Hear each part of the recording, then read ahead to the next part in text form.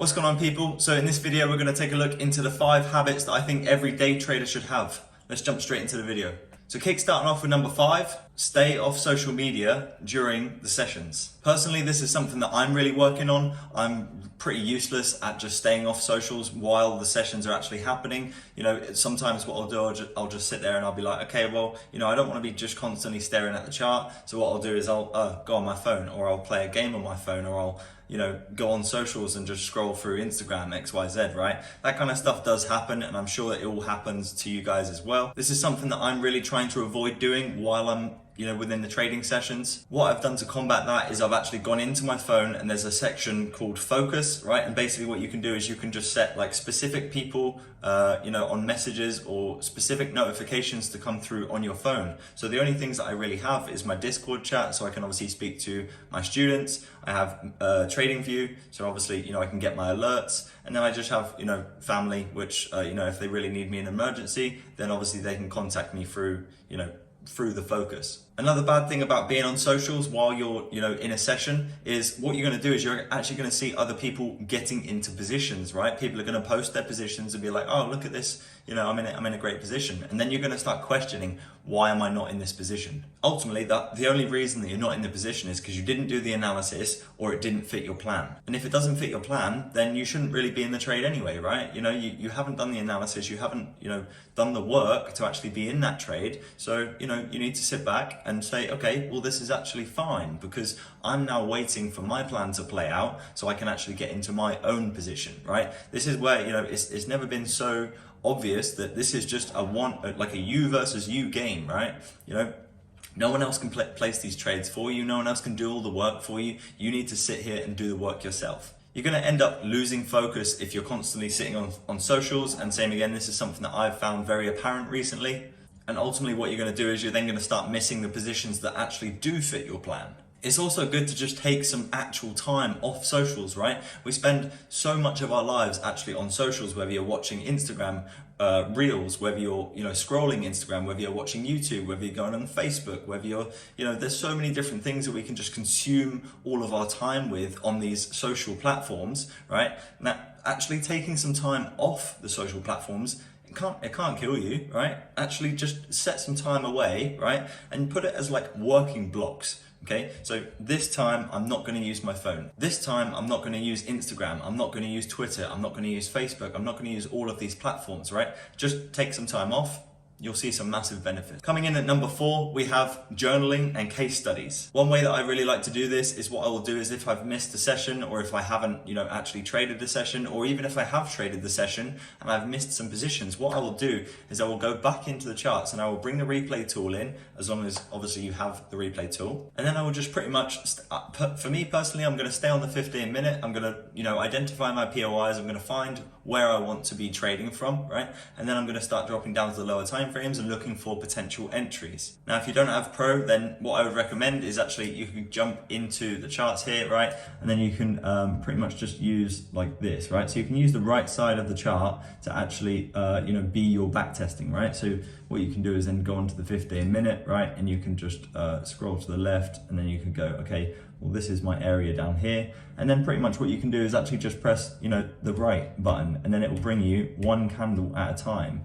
Now, obviously, yes, this is a slightly biased because what you're going to do is you're probably going to see, you know, where price has actually been just before you do this, right? But just same again, stick to your rules, make sure it happens. Then what I would do is take screenshots of every single, you know, section in the trade that you've actually then just back tested, right? And then write notes around the chart and just say, okay, well, this has happened, this has happened, this has happened. I followed all my rules, X, Y, Z, right? And then I've actually got a Notion template for you in the description below, right? So go check that out. Hopefully that should help you with your case studies. And while you're taking live trades, what you need to be doing is journaling every single trade. How do you expect to improve if you aren't journaling every trade and basically just trying to not make the same mistakes as you have before? Just make sure that you journal every single trade that you actually take, right? Whether it's a loss or a win, you know, it's very, very easy to just go back into the chart and, you know, delete that position tool that you had on there, right? Because that, oh, actually it didn't happen, right? No, not the case. Just journal it, right? Doesn't make a difference whether you lose or whether you win, right?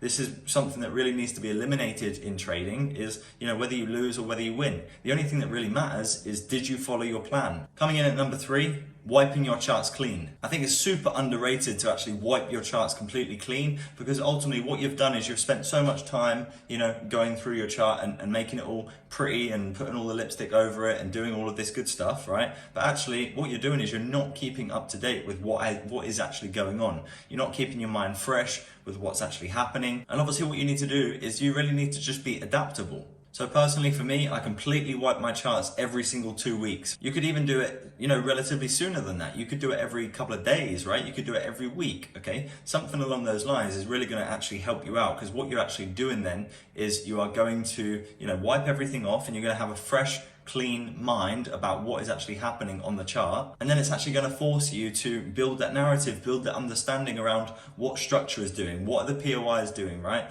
Where are the POIs? What you need to actually do is have a chronological order list of, okay, well, first thing I'm going to do is I'm actually going to look at structure. Second thing I'm going to do is I'm going to look at POIs. Third thing I'm going to do is look at liquidity, right? These kind of things, right? This is the kind of list that you need to make. So ultimately, when you do wipe your chart and make it completely clean, then what you need to do is, know exactly what you're going to be doing when you wipe your chart. A lot of people will basically avoid wiping their chart because they've got all of this work to now do again. Shouldn't really be that long, okay? Should be very systematical, right? Do your 4 hour, do your 15-minute, then do your lower time frame, right?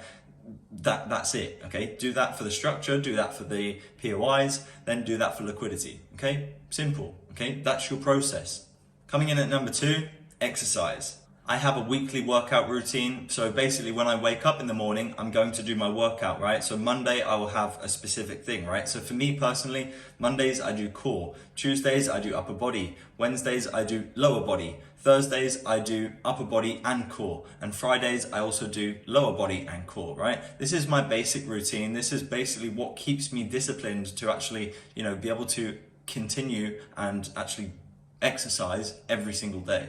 Then on the weekends, all I'm doing is I'm trying to get outside, I'm trying to go for walks, I'm trying to get a little bit of light, easy exercise, right? This is really, really great. And living in Indonesia, right, is actually such a surprise because, I don't really walk anywhere that much anymore, right? You're always just kind of driving. Going out for a walk is actually super underrated for me now, and it's something that I really do kind of miss, and I need to really be doing more. Your body is only as strong as your mind is, right? So you need to be exercising your mind and also your body, right? So there's two sides of exercising. It's not just about going and hitting the iron, hitting the pump, right? It's not just all about that. It's actually about sitting down, using your mind, reading a book, expanding your knowledge, expanding what you actually understand about yourself, right? This is all exercise, right? It's mental exercise, yes, but it's still a form of exercise. And if you don't do this, you actually are going to struggle a lot more on the charts. Back to physical exercise, it's actually going to really help you clean your mind. It's going to let endorphins out, right? You're going to let any kind of stress out, right? Anything that you have inside of you. Exercise is really going to help you release that energy. And really that's something that you don't want while you're actually in the charts, because obviously, everyone goes about, you need to be emotionless. You don't need to be emotionless. All you need to do is really just start controlling your emotions and instead of letting them control you. This is then a byproduct of actually having a clear mind and being able to focus on the charts while you're actually on the charts. And number 1 on my list is discipline. Now, discipline pretty much wraps up everything that we've just been over. Looking at exercise, right, having a daily or weekly routine is discipline, right? If you can follow that, you are being disciplined in your daily life. You are being disciplined by actually turning up, by actually going to the gym, by doing a home workout, by doing X, Y, Z, whatever you want to be doing personally. Wiping your charts, being disciplined, right? What you need to do is in the back of your mind, when you wipe your chart, you actually have a lot more work to do. You have a lot more analysis to do. You need to do all of this again, right? It's not again. Don't look at it like that. Change the wording. Yes, you are doing the same analysis again, right? But actually what you've done is you're wiping everything off. You're getting a fresh, clean start, and then you're going to be more clear on what is actually happening right now. Being disciplined with case studies, being disciplined with journaling, right? These two things are actually really going to help you move forward on your journey by actually finding out what you're actually doing wrong, what positions you missed, how you could have got in those positions, right? So many different things. Discipline is kind of all around in case studies and journaling. Staying off social media, something that I really need to work on. I need to be disciplined with myself. And generally being disciplined by following my trading plan. This is a big one.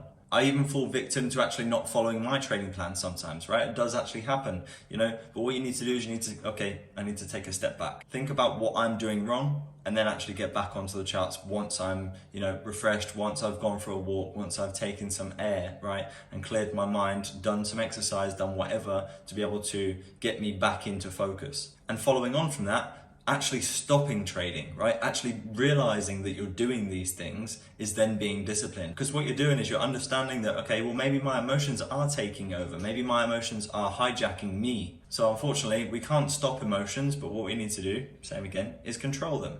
Thank you very much for watching the video. I hope you enjoyed it and took some value from it. Let me know in the comments below if there's anything that you're specifically working on and how you are progressing to get over these issues. And if you did like the video, make sure to hit the thumbs up. It helps more than you actually realize. I hope you all have a great week ahead of you. Best of luck, take care, and I'll catch you in the next video.